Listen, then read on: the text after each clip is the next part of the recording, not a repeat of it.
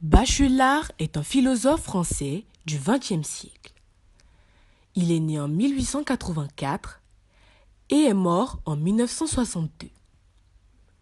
Né dans un petit village à Bar-sur-Aube en Champagne, il travaille à la poste, puis devient professeur de physique-chimie à Bar-sur-Aube.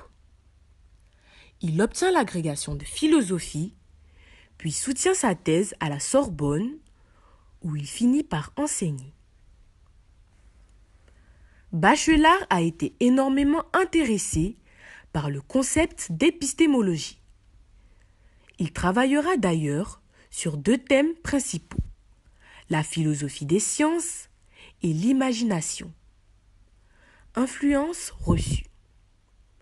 Bachelard recevra l'influence de trois principaux courants de pensée, qui sont l'épistémologie française, l'idéalisme allemand, qui est le nom que l'on donne à un ensemble de philosophies développées en Allemagne à la fin du XVIIIe siècle et au début du XIXe siècle. Et enfin, la psychanalyse qui nous permet de mieux nous connaître grâce à l'introspection et à l'exploration de l'inconscient. Fondée par Sigmund Freud à la fin du XIXe siècle et au début du XXe siècle, la psychanalyse prend en compte les souvenirs, les rêves, les associations d'idées et d'images pour comprendre et dénouer nos conflits intérieurs. Bachelard et la philosophie des sciences. Dans la philosophie des sciences, il a présenté les concepts d'obstacles et de ruptures épistémologiques. Ainsi, selon Bachelard, le savoir ne progresse pas de manière continue. Il connaît des ruptures méthodologiques, changements de méthode et de concept à l'intérieur d'une science. C'est ce qu'il appelle rupture épistémologique.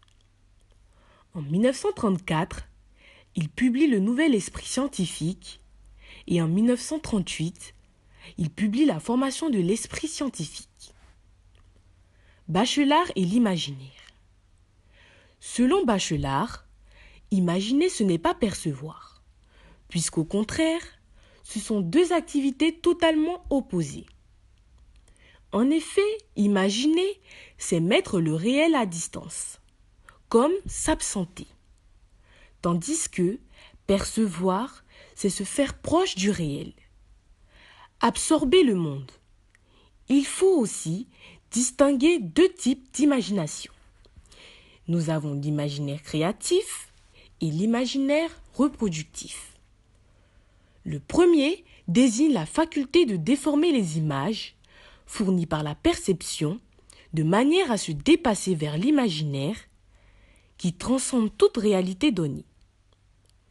Ces analyses de l'imaginaire sont contenues dans les travaux qui proposent une psychanalyse des éléments, comme la psychanalyse du feu, qu'il publiera en 1938, L'eau et les rêves, publié en 1942, L'air et les songes, publié en 1943, La terre et les rêveries de la volonté, publié en 1948. Bachelard classe les inspirations poétiques en 4 catégories, correspondant aux 4 éléments. Nous avons l'eau, le feu, l'air et la terre.